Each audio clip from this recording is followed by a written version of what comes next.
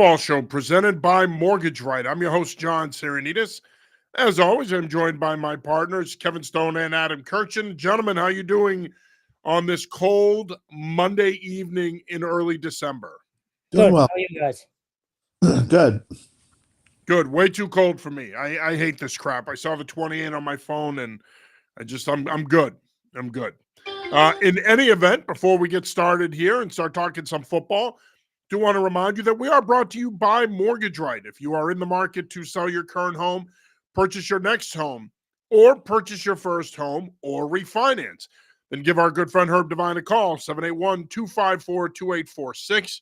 You can also shoot him an email at herb@mortgageright.com. With over 27 years of experience, he has the knowledge and the know-how to navigate you through this difficult process. With the market changing as much as it is, you need experience on your side. Herb Devine is that experience. Again, give him a call at 781-254-2846 or shoot him an email at herb@mortgageright.com. He and his team are available anytime, including nights and weekends. All right, Patriots lose to the Indianapolis Colts in heartbreaking fashion yesterday, 25-24. A lot has been made since then about the defense, the performance of the defense, how the defense is worse than at any point in the Belichick era. Some people are saying that if Belichick were still the coach, lose a game like that yesterday, it was a bad loss. I don't know if I would go that far. What do you guys think? Was yesterday on Mayo ultimately, or should the responsibility be shared? Does it fall on Mayo, the staff, and the players? I guess I would just say it's sort of everybody. I don't think you can isolate the coach. It certainly wasn't his best coached game, but I think everybody bears some responsibility in it. I mean, there was the funky interception and all that stuff. And listen, when a team comes on the road and scores a touchdown and gets a 2-point conversion to win, it's just like, it takes the air right out. And I think Mayo deserves a share of the blame, but I don't think it's totally coaching. The players are always at fault too. I don't like. I'm not saying Mayo's this great coach, but also, what did people really expect this year?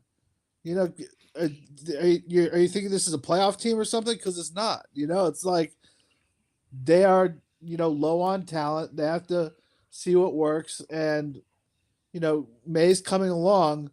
But I don't know how much of this should really be on Mayo. No, it's on everybody. Conservative play calling at times with Alex Van Pelt. You're still screwing up the end of halves as Jerod Mayo, the head coach. Defensive coordinator DeMarcus Covington deserves blame again this week. Special teams, you're missing a 25-yard field goal. It's everybody. It's a cluster. It has been all year, and it's pretty much what I expected. But if you had to say one person, it's Mayo. You're the head coach, and this team is still undisciplined. God knows how many penalties again yesterday. I think it was 7 for 88 yards. Yeah. So ultimately, it's him. But no, it's the entire staff that was sort of just thrown together before the season, and it hasn't gotten any better. I will say, and I wrote this today, I talked to 3 defensive backs yesterday, and the buzzword all last week was communication. And look, I know it's Anthony Richardson. You only gave up 253 yards of offense. So giving up under 300 to an NFL offense, and again, I know the quarterback isn't necessarily a world beater, but I thought there was a few positives yesterday. But ultimately, of course, you can't have a 19-play drive to end the game. So to answer your original question, in long form, it's everybody. Yeah, look, it is everybody, and I think that it does fall on the coaches, on the players. The performance of the team ultimately falls on the coaches, I should say, but it should also fall on the players. The players need to be better. They've said that throughout the season. They continue to say it even after yesterday's game, but they have to show it on the field. And at the end of the day, the penalty question has been brought up a lot because this team has been heavily penalized all season. But it was brought up yesterday after the game, and one offensive lineman that shall remain nameless was asked Does the coaching staff hold you guys accountable for penalties? Are there consequences during the week? And he said, yes, we run. We have conversations individually and as a team. We're encouraged to play smarter and more disciplined. But at the end of the day, you can only run so much. You can only have so many conversations. Ultimately, the players need to step up and be more accountable for their discipline and how they're playing the game. And yes, I understand that the overall performance of the team falls on the head coach. But at some point, these guys have to step up and look in the mirror. And they have to look at themselves and say, okay, what can I do better to help fix this situation? Because, again, look, from the outside looking in, I think we all agreed that this was going to be a bridge year. This football team is probably a 3-5 win football team. Right now, they're 3-10. Chances are they're probably going to finish 4-13 at best. They'll replicate last season's record. But I think when we look at this, and if we want to look at it objectively, and this will bring me to my next point, are you surprised with where they are right now? Are they where you thought they should be or would be? Are they better off than you thought they would be? Are they worse than you thought they would be? Adam, I want to start with you. What are your thoughts on where they are right now? Is this I think about what you expected? Yeah, pretty much. Like maybe a game or two here better. They could be a game or two better. I just don't think it's realistic to look at this current roster and say this is a team that's contending for the playoffs. They're starting a rookie quarterback, and look, Drake May has been good, but he's also turned the ball over a fair amount. And I know not all of those are his fault, but it does weigh on you at some point. So I don't know. I think after the Cincinnati game, that first game, I was like, whoa, maybe they might be better. But like they just there's no superstars on this team right now. It's a decent middle of the road type roster, sort of the bottom third of the NFL. And I just don't know how someone could expect that much more, with this group of players. I just don't think they're that talented. And now there are like at the same time, you look at a game like yesterday and you say, well, they could have won that. Maybe if a little better coaching, a little better of this, a little better of that, no turnovers, fewer penalties, maybe they win. So yeah, but I do think they don't have a very big margin for error because of their just lack of talent. That's really all it is. Like with their lack of talent, I just don't expect them to go into these games and win. And Indianapolis drove down the field, they scored the touchdown, they get the 2-point conversion. These kinds of things happen to bad teams, and right now they're a bad team. Surprised at the defense, not the offense. I shouldn't say that. Now that Drake May has been playing, I think the offense has been a little bit better, but defensively, it's been a crap show the entire season, and I think that's surprising, given Gerard Mayo's background. Now, I'm also surprised that overall tackling all season long being this bad with him as a head coach, but particularly the linebackers and having Dante Hightower as your linebacker coach too. It's just I don't know what I expected from Covington, but it's not this. So overall, I'm not surprised where they're at, but defensively, I'm shocked it's been this bad. Yeah, I think they're right where I thought they would be. I think in terms of positives and negatives, obviously May, outside of the turnovers, has been a positive. Played a lot sooner than we thought, and he's got the look of a franchise quarterback. There have been times in the games he started where he has played at a high level. He looks like he's going to be the guy for the next 10 to 12 years anyway. I agree with you, Kevin. I think defensively they've been a disappointment. I think coming into this season, we said that if they could run the football and play good defense, that's going to be the recipe for success. That's what's going to allow them to be competitive. They have not. Yesterday was their best rushing performance of the season collectively. They rushed for 200 yards, and the defense has not been as good. And I think, look, if we looked at this objectively, I think some of us felt, you know what, they'll take a step back defensively because you're losing arguably the greatest defensive coach of all time. That being said, outside of that Chicago performance, and a half here or there, they have not been very good defensively. They are a bottom third in the league defense statistically in most categories. They've got to be better. They know they have to be better. And then offensively, you got to find a way to continue to run the football. Yesterday was a good sign, but that Indianapolis front seven is soft as puppy crap. You should have done what you did yesterday. Now it's how do you replicate that the rest of the way with the final 4 games of the season? Can you do that against Arizona? Can you do that against Buffalo, the Chargers, and Buffalo again? That remains to be seen. But I think that at 3-10 after 13 weeks, I think they are where I thought they would be. I'm just a little surprised at how bad this defense is. I'm not surprised that Mayo has struggled as a first-time head coach. I'm not. He's a rookie head coach. He's never even really been a coordinator from the standpoint of he planned everything, okay? So there was a really, really steep learning curve there for him, and we're seeing it. And, Kevin, you mentioned this all the way back in camp, but I think it's true. His handling of the media hasn't been good either. He did it again yesterday, where for whatever reason he's asked why they didn't use a timeout to stop the clock before Indianapolis scored, and he starts talking about the Super Bowl, and we're to assume he was talking about the Seattle Super Bowl 10 years ago. He needs to be better with the media. I think that the mandate coming into the season was be more transparent, be more honest, less combative.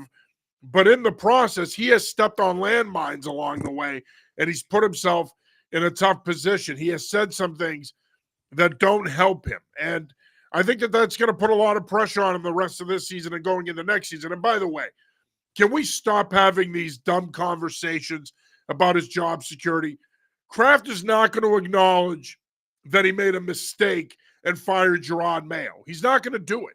He's going to get at least another year, maybe even 2 more years. He's going to get an opportunity to lead this football team. So this idea that they may make a change at the end of the season, I don't see it. Unless they lose out here and they get blown out in the next 4 weeks, I don't see a change coming. I think he gets at least another year. What are your thoughts on that? Yeah. Go ahead. No, just even if they do get blown out, you're not admitting failure after year 1. No. After saying we want control back after the last 20 years. This is on them. They know it. Now, other people on the staff, I think, there's going to be consideration. I think Alex Pelk deserves another shot just based on Drake May alone. We could talk about the play calling and, being conservative in bad spots, particularly yesterday with 8 minutes to go. That 3 and out was putrid. But no, Gerard Mayo is not going anywhere for at least a year or 2. Other people on staff, you could have that discussion. Yeah, it just seems like, who would, I don't know, you got the quarterback in place, but look, this is, like we've been saying, like, this is not a talented roster. I don't know what people expected out of Gerard Mayo. I'm not saying he's been great. He hasn't been. But, like, give him 1 more year at least to see if he can turn this thing around, if they can upgrade the roster a little bit better. I think it'd be kind of weird if they got rid of him after 1 year. Like, that doesn't make sense to me because you're not, like, really giving him a chance to see what happens if he's got a better thing going on. It's strange to me. I would, I know some people are calling for it, but I don't think. I mean, I think the coaching and the talent go hand in hand. I just don't. I just think it would be a mistake to get rid of him after 1 year. Yeah, and I even agree with Kevin on the Van Pelt point. I mean, I think he's done a pretty good job developing May. Yeah, May is probably a little bit further along than we thought, but you have to give at least Mayo another year, maybe even 2, because beyond him admitting failure, Kraft needs stability here. He needs to prove that the organization can get back to some stability like it had with Belichick for 24 years. So, in my view, yes, I know people are clamoring for a change. This isn't the Patriots. They shouldn't be 3-10. They were officially eliminated from playoff contention yesterday. It's embarrassing, blah, blah, blah. To a degree, those are all valid points. But if you want to turn this program around and you want to get the Patriots back on track, I still think your best bet is to see if Mayo can be the guy to do it and then give him a shot to see if he can do it. And if he can't, then you move on. And I know there'll be a lot of people that are going to be clamoring for the offensive coach. You're going to have Ben Johnson. You're going to have possibly Bobby Slowick, the OC of the Texans. You might have Liam Cohen, the OC of the Buccaneers, who's a Rhode Island guy, local ties. But I don't see the Patriots making a move. I think it would really show dysfunction, in my opinion, if they made the decision to move on from Mayo after 1 year. It would show that Belichick truly was the glue to the organization and that the Krafts are lost and they don't know what they're doing. And you guys know what the Krafts, it's all about image and it's all about, people's opinions. And they don't want the opinion of them as owners to be that they're dysfunctional and that they fired coaches on a year-to-year basis. They want to maintain the reputation that they have, good or bad. It depends on who you talk to. But in my opinion, I don't see them making a change. And quite frankly, you have to give Mayo at least a second year. It wouldn't make any sense to make a change after 1 year, especially because you knew going into this what this season was going to be. Bill Vaughn checks in. Thanks for checking in, Bill. Rundy is a problem that Mayo can't fix right now. Bentley was a big loss. Tavai, no unassisted tackles yesterday. Yeah, it's a huge problem. And thanks again for checking in, Bill. We really appreciate it. It is a huge problem. Their run defense has been putrid all season long. And to Bill's point, you lose Bentley. Tavai hasn't stepped up and necessarily filled those shoes. He hasn't replaced that production. And I think at the end of the day, going into this offseason, we all agree that offensive line and wide receiver are priority needs, but there's a bunch of needs on defense too. You need to find another corner. You need to find another pass rusher. You need to find another linebacker. So they have plenty of needs on this football team that they can address both in free agency and the draft. Thanks again, Bill, for checking in. Your thoughts on that, gentlemen? For sure. I mean, they have been struck by a few injuries, and the one with Bentley is a good one. Has been a big one, I think. And there's not a lot you can do in terms of winning football games if you can't stop the run. And so I think that's they have, and like you say about the knees. I mean, this really heightens how you feel about this upcoming draft. Like you have to really knock it out the park. It's going to be there've been some really underwhelming drafts recently. This one needs to be a big one in more than one spot. Yeah, I mean, look, the run defense. He mentions Tavai. Tavai also had the pass interference call yesterday, 29 yards down the field. Now, we could talk about whether he should be covering Jonathan Taylor out in the open anyways, but they've been bad all around. It just goes back to my point about Mayo. As a defensive guy, it's alarming that he has zero idea how to adjust or willingness to, I guess. And same thing goes for Covington. They've both been here under Belichick for years, who was the king of adjustments, and now it's a complete opposite. So it's top to bottom. It's a mess on that side of the ball. Yeah, and of course the bye week comes at the right time. I think for a team like this, it's probably too late. They would have benefited from a bye 5 or 6 weeks ago. Nonetheless, they're getting the bye now, so Patriots are not in action next week. They will return to action on December 15th when they travel to Arizona to take on the Cardinals. And, we always talk about time flying by. It's hard to believe that they've got 4 games left. That's it. And that's the end of the Patriots season for 2024. And I think for a lot of people, it probably can't come fast enough. They want to end this season and see where this team goes from here. And we'll talk more Patriots, of course, next week as we look ahead to the final 4 games of the season, what we would like to see, what our hope is in terms of development. And we're also going to talk a little bit about what we want to see in the offseason as well, since we are coming down the stretch here. You are watching / listening to the New England Football Show, presented by Mortgage Right. I'm your host, John Saranitas. As always, I'm joined by Stone and Kirkchin. Just a reminder that if you're looking to sell your current home, purchase your next home, purchase your first home, or refinance, give our good friend Herb Devine a call, 781-254-2846. You can also shoot him an email at herb@mortgageright.com. He and his team are available anytime, including nights and weekends. And of course, we'd be remiss if we didn't mention that we want to wish Coach Devine and his Scituate Sailors good luck on Thursday. They're going to take on rival Duxbury for the Division IV Super Bowl. That'll be one hell of a game. Should be one of the best Super Bowl matchups this week. Again, good luck, Coach Devine and the Scituate Sailors. And, of course, good luck to all the programs competing for state titles on Wednesday, Thursday, and Friday.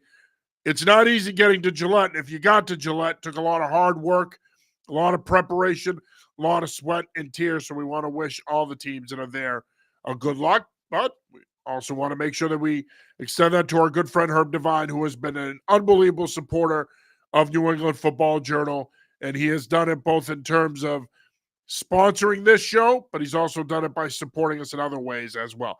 All right, gentlemen, let's talk some college football here. Of course, big weekend of playoff football at the FCS level in New England. URI survives at home against Central Connecticut State, 21-17. Meanwhile, UNH lost a tough one to UT Martin, 41-10. Just some overall thoughts. URI survives. They win. They're going to play Mercer on Saturday, who is the 7th seed. Should be a pretty tough matchup. Kevin, you had a chance to hear Jim Fleming's thoughts ahead of the big playoff matchup against Mercer this week. It's funny. You'd think after 39 years he'd be thrilled with any kind of win, but in typical Fleming fashion, he wasn't happy. Said his team had a comedy of errors in the third quarter, and they sort of survived CCSU. Real quick, before we get too far ahead with URI, Adam Wettenberg just deserves one more shout out for the year that they had after going, I think, 3-9 last year. Just an unbelievable job, and that program is going to be a force now in the NEC, presumably for the next few years, as long as Brady Olson is there as well. So credit to them, but URI survives and advances. That's what it's about this time of year, and Fleming acknowledged today they need to be much better.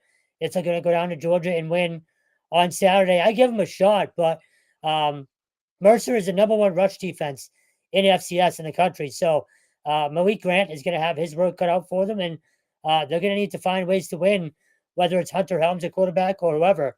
It's not going to be easy, but again, getting that monkey off your back after 39 years, they're kind of going out there. I don't want to say house money because your season is on the line, but they're confident, but they know they have to play better in order to keep this magical season, going for another week.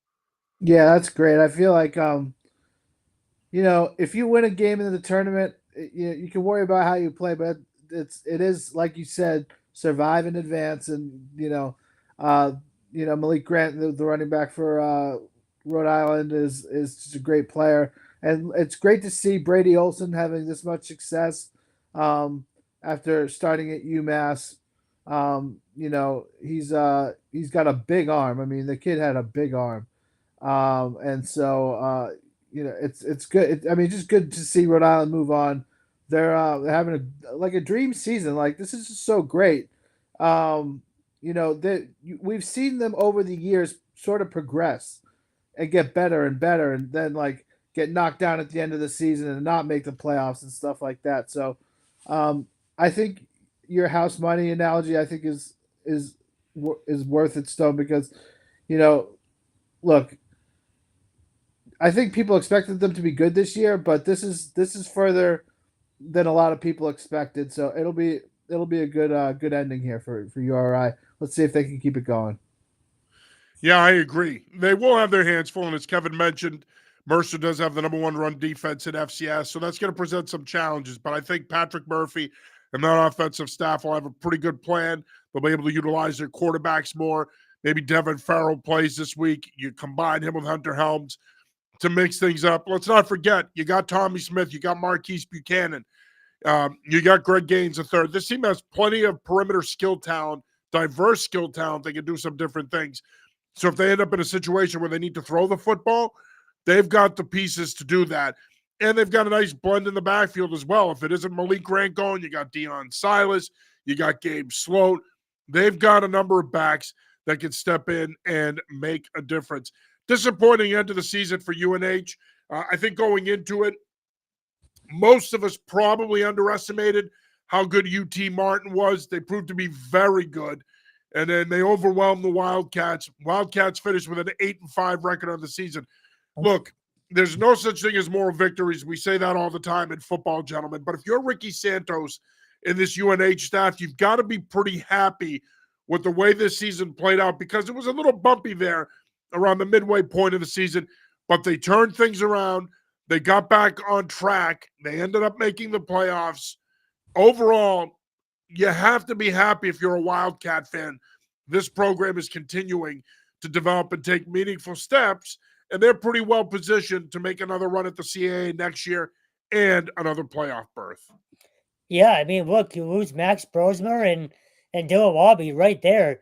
It's hard to replace those guys. So the fact that they even made a playoff run with arguably the Which I think is, not to cut you off, Kevin, I think that's a tremendous point that I don't think people have talked enough about this year, is the fact that you replace so much offensive production with Brosmer and Lobby. I think that that's a fantastic point, because I don't think enough people have talked about that this season. They kind of forgot how good those guys were. Yeah, not only that, you replaced them with a transfer quarterback who had to get used to the program. So, hell of a job by Santos once again. I'd expect them to be right back in the hunt next year too. It's what they do. This was a 16th playoff appearance in 20 years, which with so much turnover in college, that should be unheard of. To be that consistent year in and year out, almost always having a shot. So, just based on the staff alone, no matter who goes in the portal and who doesn't, I'd expect them to find a way to be right back in it again next year too. Yeah, I'm sort of done doubting what UNH can do over the years, because, like you said, Kev, they're always in it. Like it's good coaching, good culture, good talent. You know, they recruit well. They recruit this area very well. One of the guys that I think has been playing well for them is Brendan Ty, from Lowell. I mean, and he's a guy that a lot of people liked in the recruiting game, and he's really just came on as a safety for UNH. And so, I mean, Rick Santos, maybe, deserves a lot of credit for what he's been able to do and taking over this program in the last few years and really making it his own. Yeah, and again, I think people forget the level of success that this program has had in recent years. As you mentioned, Stone, 16 out of the last 20 years they've made the FCS playoffs, which speaks to how consistently good this program has been. They just need to take that next step, though, and win a round or two and make that national title run, because the program is certainly good enough. The support is there, the administrative support, the fan support, it's all in place. It's an easy school to recruit and sell as well. So you hope that Ricky Santos continues to do what he's been doing there, continues to build, and gets it to a point where they can make a national title run, which they've done in the past. Boston College picks up an impressive win over Pitt, which brings me to Ken Matthias' question. Thanks for checking in, Ken. What is you guys' thoughts, he says, on BC quarterback Grayson James taking over after Tommy C? He seems like he's played really well to lead BC to a 7-5 on the season. I think he has. And Kevin, you and I said this during the spring game, that Bill O'Brien's got to find the right quarterback for this offense. Neither one of us felt that it was Castellanos. But when we saw Grayson James, we both talked about this after the fact, and we said, that's the kid that has the physical tools and the makeup to play in this offense. He's proven O'Brien to be right in terms of making the decision and moving on from Castellanos.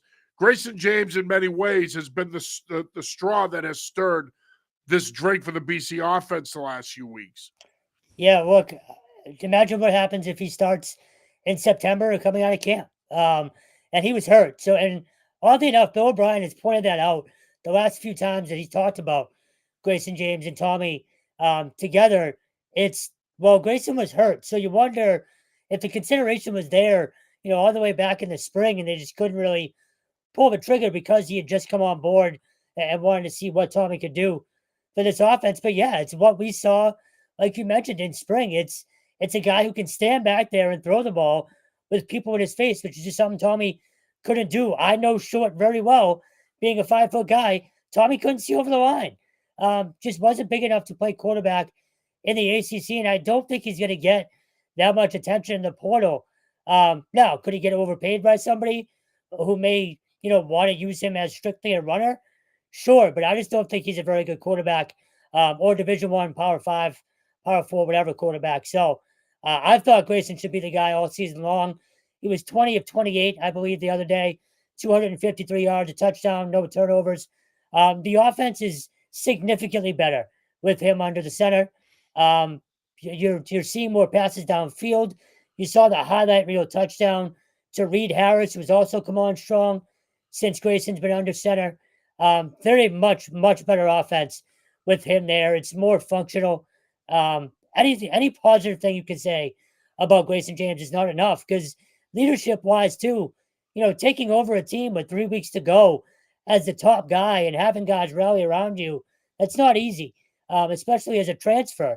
So I think he's earned the right already to, now don't get me wrong, he needs to compete in the offseason and spring ball, but I think he's earned the right already to at least have the QB1 moniker heading into spring workouts and take it from there. But this should have happened a long time ago. And I think if you gave Bill O'Brien truth serum, he'd tell you the same thing. But it is what it is. And they now have a chance to win 8 games for the first time since 2009. So it was the right move. And I think you're only going to see this team sort of progress moving forward now with him kind of leading the way.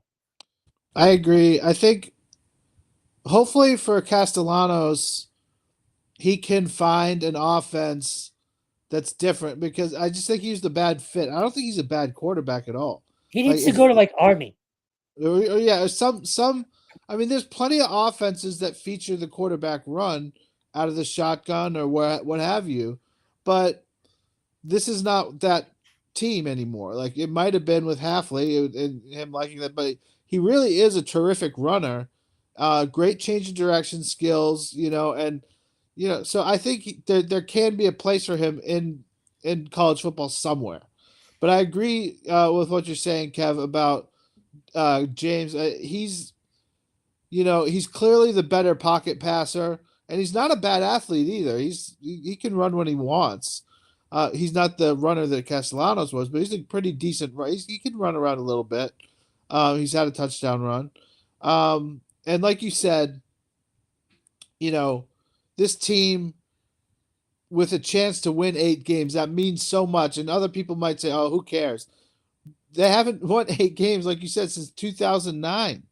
This could really be something. And if you accomplish that, that's something, that's a feather in your cap if you're BC. It means a lot to get that much. So we'll see who they play in their bowl. But I think, it went well for them. Yeah, and speaking of that, Brett McMurphy, who's a pretty trusted college football source, he actually has them playing in the Pinstripe Bowl against Michigan on December 28th, which I think if they find out on Sunday that they're going to New York to play in the Pinstripe Bowl, I'd be ecstatic if I were Bill O'Brien and this staff to play in that market, to play at Yankee Stadium. It's a location that's going to be easily accessible to your fans. You should have a large number of ticket sales. You should have a strong Boston College contingent. You'd be playing Michigan, at least according to McMurphy, which is the defending national champion, coming off a big win over Ohio State. Look, I think that if they end up in the Pinstripe Bowl with a 7-5 record, and they've played in the game before, they did when Steve Adazio was here.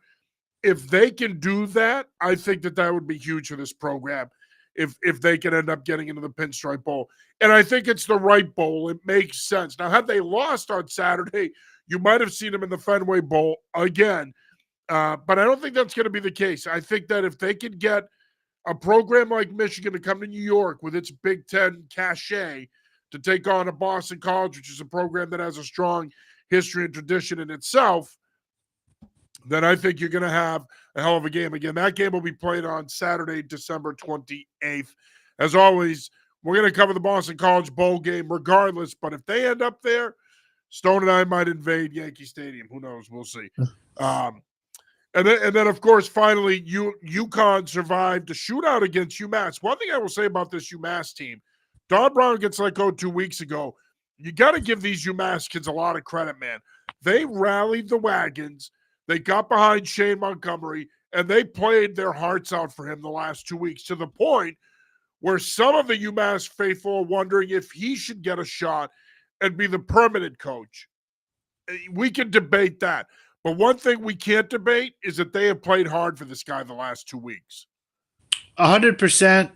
And that's, look, they almost, they had a chance to win that UConn game, and so it's it's a good way to go out if you're UMass. Again, even the Georgia game, they showed a ton of fight, and they weren't going to win that game, no, but they played hard. Like you said, they're playing hard for them, and that's a big part of this.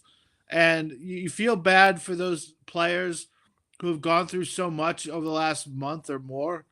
And it's been a tough season, but they played with pride, and that's all you can ask of them. So I'm with you. I would give him a shot, honestly. I don't think it's going to happen. I see a comment in there about the screen, Neil Brown. People have heard Tony Reno, his name bounced around a little bit. So I do think you're going to get the full interview process, and I do think you're going to get someone outside the program. But yeah, we said this last week after that Georgia game. The fact that Shane Montgomery got those guys to go out there and play that hard just speaks volumes about what he is as a coach in that situation. So credit to them. This is more about UConn, though, to me, obviously. Just an incredible season, and it's going to continue. You talk about a marquee matchup for BC. UConn's going to have a pretty damn good bowl game with 8 wins. So that's going to be huge for that program. Ultimately, you hope Morris stays, his name's starting to float out there with other jobs like UNC and stuff like that. So I'd like to see him stick around and see if they can continue to build on this thing. But real quick, we have to mention it too. The fact that UMass had to put out another statement this week is embarrassing. That's now either 2 or 3 weeks in a row where you're overshadowing the kids that are playing their asses off still. That athletic department needs to figure it out and figure it out quickly, because not only locally but nationally, they're embarrassing themselves right now as you're about to go into a new conference, which makes it worse. So they need to figure that out. But props to UConn in the season that they had, and can't wait to see where they end up this bowl season. Yeah, that'll be interesting. Great season for the Huskies. Best season since 2010 when they played in the Fiesta Bowl. To your point, Kevin, they should get a pretty good bowl bid. I want to come back to UMass before I go back to UConn. Bill checks back in. Neil Brown to UMass. Well, Neil Brown was relieved of his duties this weekend, so he is available. He went to UMass. He's coached at UMass. He has UMass ties. Good coach, good offensive coach, proven coach. Question is this job going to appeal to Neil Brown enough that he would want this job, and or would he want to be an offensive coordinator, or would there be another group of 5 job that would appeal to him more? That remains to be seen. Look, let's be honest here with UMass. Yeah, you're going into the MAC, which is a strong point. It's a selling point to all the people you're going to interview. The negative is you're taking over at UMass, a program that has been arguably, if not the worst FBS program since they made the jump. It's one of the worst. So if you're Neil Brown, yes, it would be nice to come back home, but you would need this administration to make a few guarantees here to entice you to take this job. They've got to guarantee you that they're going to continue to invest in the facilities, that they're going to support you, and they're going to show their support by paying you the number you wanted and giving you the money you need to go out and get top flight assistants.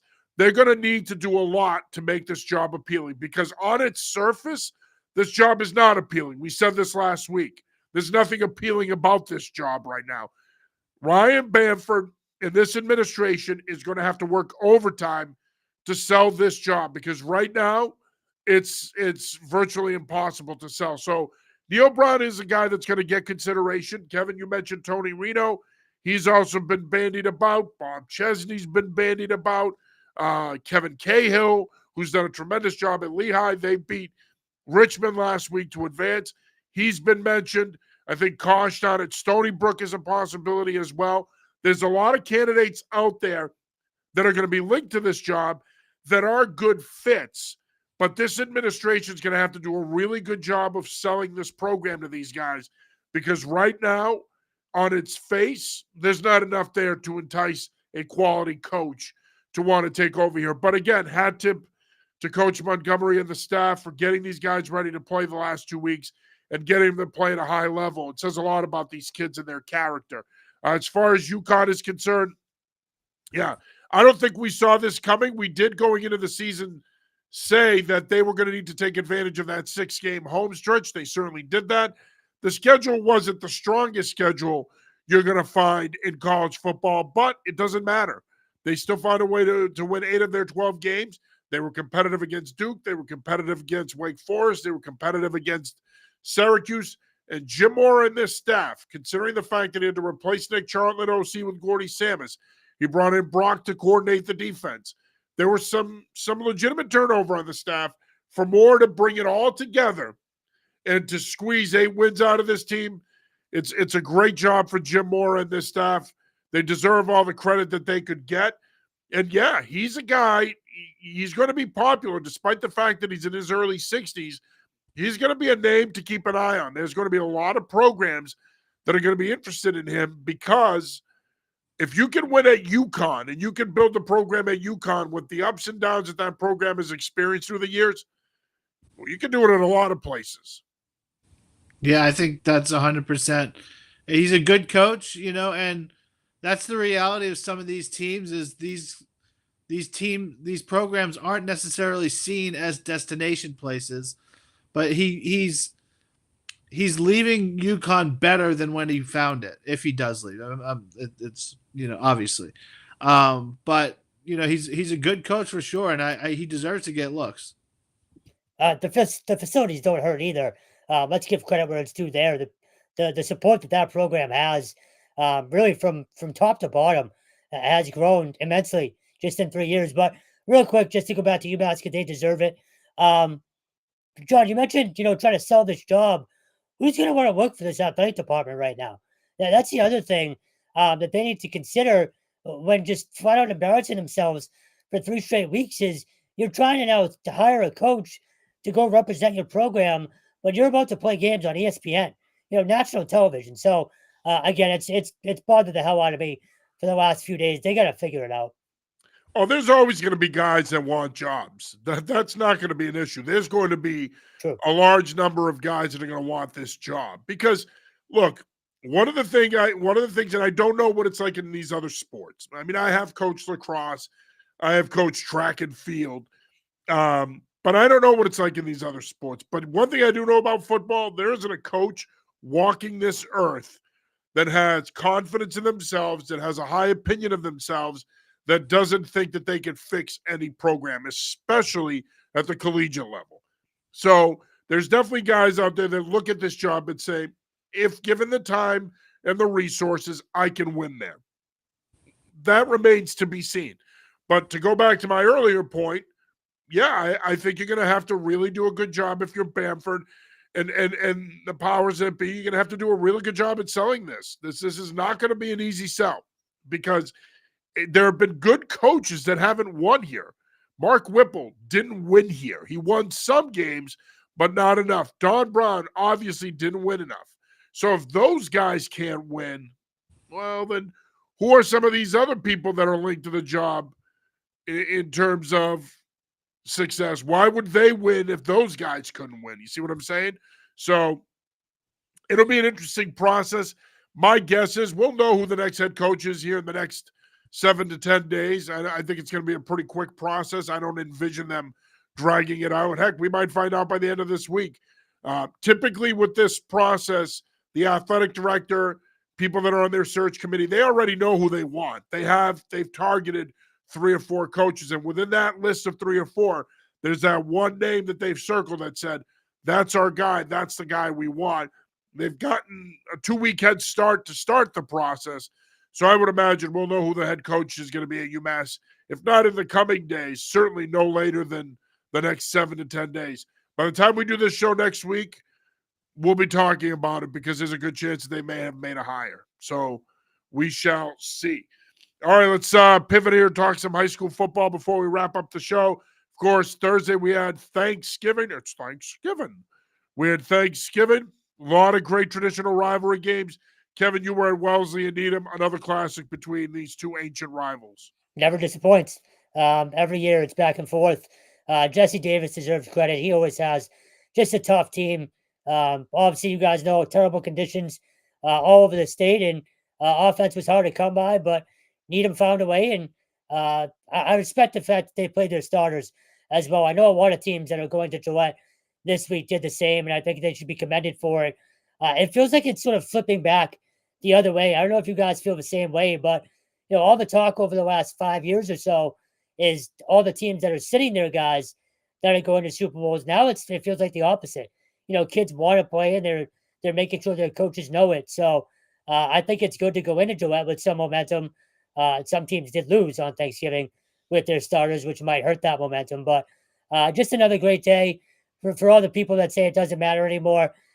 Don't tell me that. Look at the hill at Needham High School, completely full despite the terrible weather. I'm sure you guys saw the big crowds as well. It still means something to a lot of people every single year. And I wish a lot of the rivalries still did mean as much as some do. But I thought it was another great day of football around Massachusetts. Yeah, I mean, look, if people ever bring up we should get rid of Thanksgiving, I just check out because I love Thanksgiving football. And I was actually at a game where they did rest their starters in Mashpee, and they lost to Sandwich. I think the final was 48-0. But I mean, Mashpee has a game on Wednesday, not even a full week to rest. So I don't mind Matt Treveri resting his kids. It was tough to watch at times, especially when like the varsity guys from Sandwich are like really giving it to the JV sort of aged kids on Mashpee. But I looked around the state. I mean, my game did not have a huge crowd. I think the weather was part of that. But I still think, a lot of the Thanksgiving games I've gone to in recent years have been really nice crowds. They've been really good, and some of these teams are rematches and stuff like that. But I think Massachusetts being a Thanksgiving football state is so cool because it's so unique. Very few places around the country do it. So I was really, happy, to see some of these games, and it's the state finals is gonna be a lot of fun as well. Yeah, and look, this conversation happens every year, especially the last couple weeks. Do you keep Thanksgiving? Do you not? There is, I will say this, there's a larger contingent of people within the football community that have come around to the idea of not playing on Thanksgiving. I still don't agree with it. I think it's an asinine idea. It's typically people that didn't play or participate in a program where there's a tradition, so therefore they don't see the value in it. It's look, if you had a nice day on Thursday, you'd get great crowds again, and it would be another strong gate for the home team. So it's not going anywhere. I think we're wasting our time talking about that. I think it's here to stay, as it should be. I think, to me, this is why we and New England Football Journal, at least I know I did, I supported the Connecticut proposal that Steve Dombrowski worked really hard on, because I felt that was the best proposal for Massachusetts. And by the way, you're going to see it in action the next 2 weeks in Connecticut. They kick off their playoffs tomorrow night, play again on Sunday, and then they play again the following week in state title games. So you know what? It can work. If people were willing to give it a shot, it could work. They weren't willing to. That's a whole separate conversation. Obviously, I was at the King Philip Franklin game. But Franklin came out flying. I mean, they jump out to an early 14-0 lead, maintain that lead going into the half. King Philip did score at the end of the first half, but then it was overturned on a penalty. Warriors come back in the third quarter, take the lead, and eventually hang on 27-21. But I got to tell you, fellas, Todd Kiley's building something special at Franklin. He's picking up where Ian Bain left off. Ian Bain did not leave the cupboard bare. He left a strong foundation there before he went down to BR. And I think Todd Kiley is going to build off of that. And Franklin will be a factor in Division I. We also would be remiss if we didn't mention a couple of other games. Congratulations to Dartmouth on beating Fairhaven, a very good Fairhaven team that, as you mentioned, Kevin, they did play their starters. And how about North Quincy, Mikey Galligan? What a player, quarterback in North Quincy, one of the most underrated signal callers in the state the last 2 years.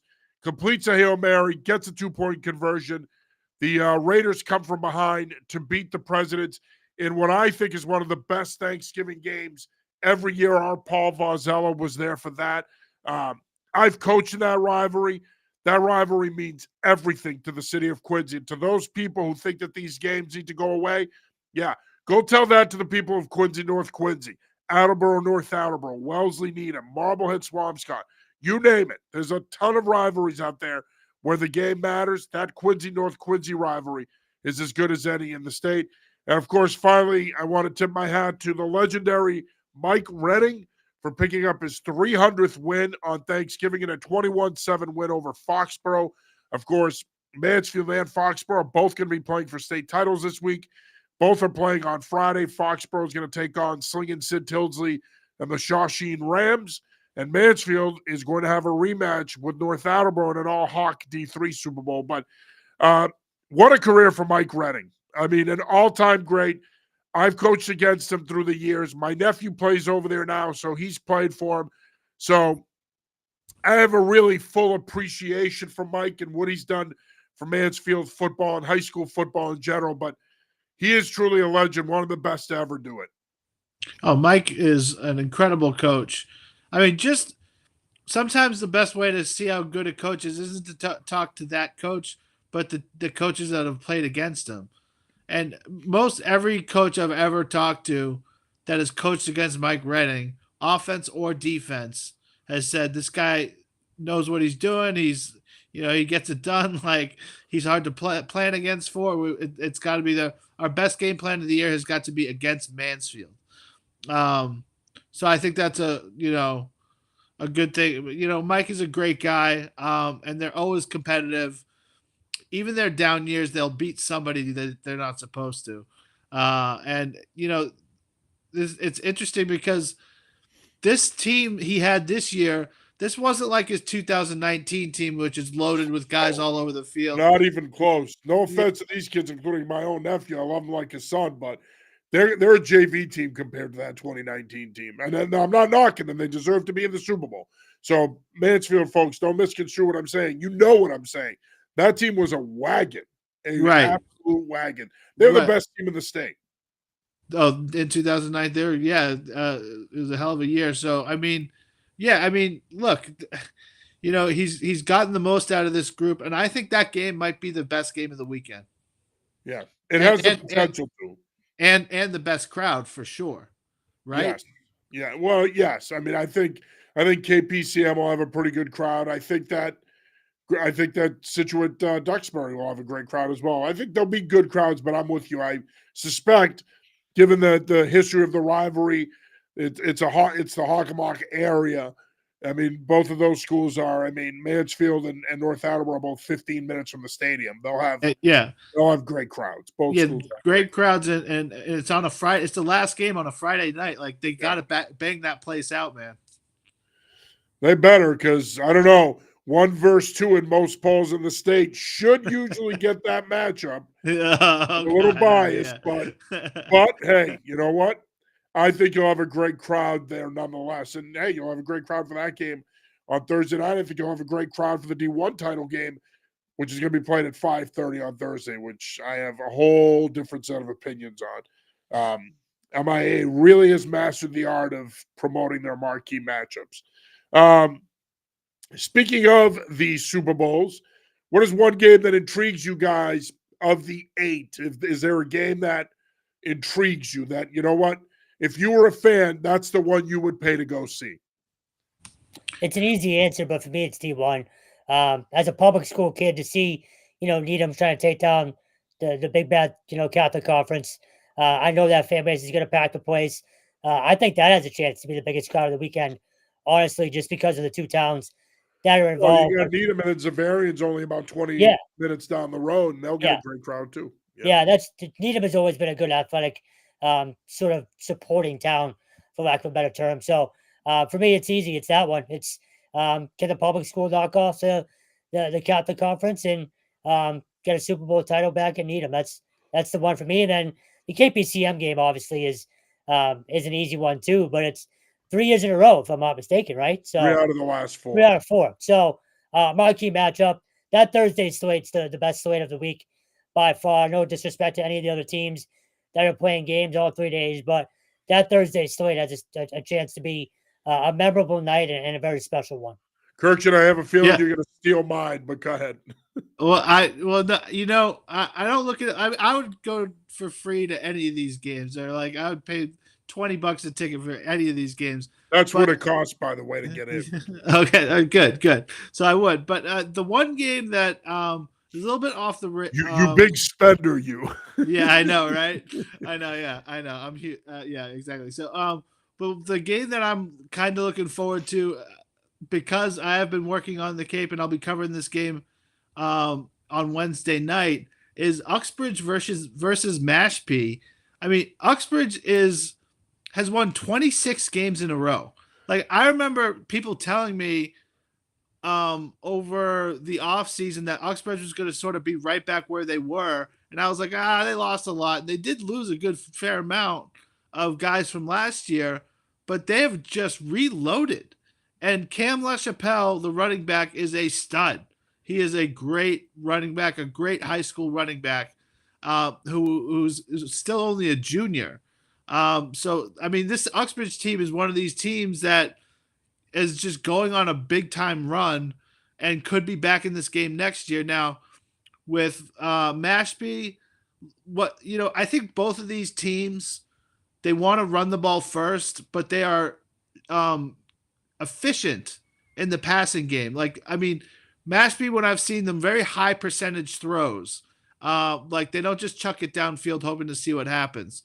They got a good quarterback in Dominic Mariotto, running backs Logan Wills and Ben Squarsha, and receiver Ryan Treveri. These are the guys that'll lead Mashpee. There are other good players on that team too. But, obviously, like I've seen Mashpee a couple times this year. They can get it done on offense and defense. They scheme it up well. And I think this is going to be a tremendous game. I mean, look, Uxbridge is the favorite. They deserve that. But I think Mashpee could win this game. It'll be a lot of fun to watch either way. Both are very good small school teams, and it'll be a lot of fun to watch.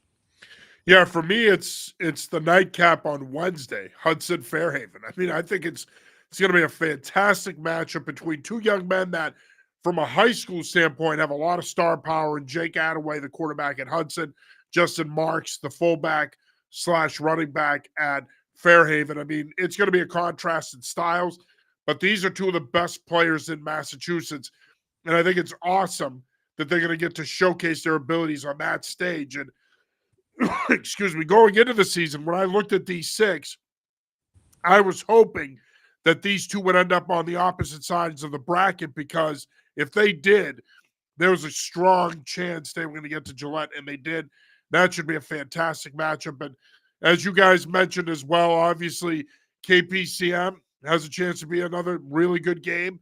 And Marshfield North. I mean, North won the first meeting 14-10 3 weeks ago, but you know what? Mansfield is on a roll right now. One thing you can always say about a Mike Renning coach team, it's hard to beat them twice in a season. It's hard to beat anybody twice in a season in high school football.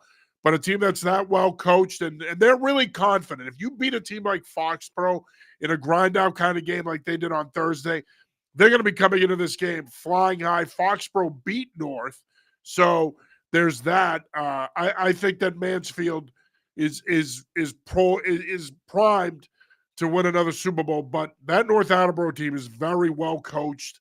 We know Mike Strachan well, friend of the site. He's a good coach. He's got a good staff. They're going to be ready to play. That's going to be an unbelievable game. Could be another low-scoring affair as well. And as I mentioned earlier, I should say, the CIAC playoffs kick off tomorrow night. Some intriguing matchups there. We're going to, for the third straight year in Class LL, we're going to get Ucaden and Maloney to open the quarterfinals.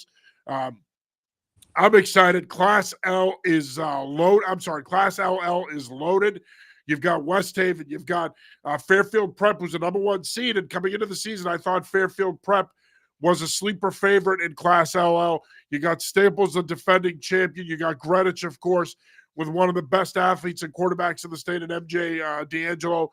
This is going to be a fantastic bracket. Class L, I mean, again, as I mentioned, you got Buchanan and Maloney kicking things off, but you got Buchanan and Darien. Buchanan thumped Darien on Thanksgiving, but you better believe that these two teams could meet again down the road.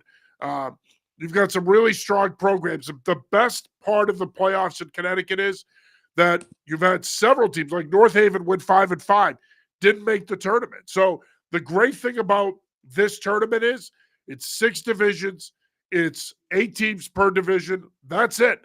The regular season matters. And I hate to beat the dead horse. We could have had that in Massachusetts, and we chose not to. We could have had the best of both worlds, where we could have had a true playoff. We could have had regular season matters. We could have had, you still have a shot to get in, and we opted not to do it. It is what it is. That is life. All right, gentlemen, final thoughts here before we wrap it up. I just wanted to mention one other high school point. Pinkerton Academy of New Hampshire wins You division. just took the words out of my mouth. The great Brian O'Reilly strikes again. I know. I love it. And look, still running that wing T at the highest classification. Love it. Love it. Wing T is such a great high school offense. And it's so hard to stop if you don't really see it a lot. And Brian O'Reilly, class act, he's been doing it forever, man. Been doing it for what, 30, 35 years? Like, Oh, yeah, since the late 70s. yeah, unbelievable. Just unbelievable. He's they played a tough schedule in the state, and it's just a great thing to see. Pinkerton wins, and it was a great season in New Hampshire. Yeah, dominant win nonetheless, 42-7, and really Pinkerton got rolling once the D1 playoffs started. Of course, they knocked off Bedford along the way, who was primed to win their 3rd straight in D1. But an impressive run. Congratulations to Coach O'Reilly and the program there. I believe this is their first title in a long time. Like, I want to say over 10 years. I'd have to look it up, but it's been a while. Yeah, I think so. I got 3 quick ones. One, National Signing Day on Wednesday. We'll have it covered from all 16 teams. I think, except the Ivy Leagues, I think, right? Yeah, they're later on in this. Yeah, I would screw that up. But we'll have that fully covered. I know us, along with everybody else in the state, thinking about the young man in Sharon. John, I know you know him. I don't want to butcher his name, but obviously everyone's thinking about him. And get out to a game. If you can get to Gillette this Thursday, Wednesday, Thursday, or Friday, get out there. It should be a great atmosphere, and obviously a special night for all the kids that will be playing this week. Yeah, as Kevin mentioned, I do know Rohan. I got a chance to work with him a little bit this offseason, along with his good buddy Braden Salkin, who, of course, is the son of Aaron Salkin, who works with the Patriots and is just one of the best people you'll ever meet. Aaron is a class act. His son is a class act. His family is tremendous. And I got to know Rohan working with him, and our thoughts and prayers are with him and his family. A tremendous, tremendous young man. And we're hoping he pulls through here, and we know he will, and we hope that he comes out of the other side here stronger than ever and can get back to being a teenager, man, and living life. But he's a tremendous young man, and to Rohan's family, we're thinking about him, and we can't wait to see him continue to take meaningful steps towards his recovery.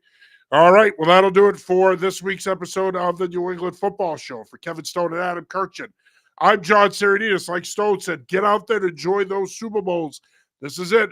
Last week of high school football in Massachusetts. And if you're in Connecticut, get out there tomorrow night and enjoy those quarterfinal playoff games. Some really, really good matchups. For Adam, for Kevin, I'm John. We'll talk to you later on this week. You'll be seeing a bunch of us with the high school stuff. But as far as this show is concerned, we'll see you next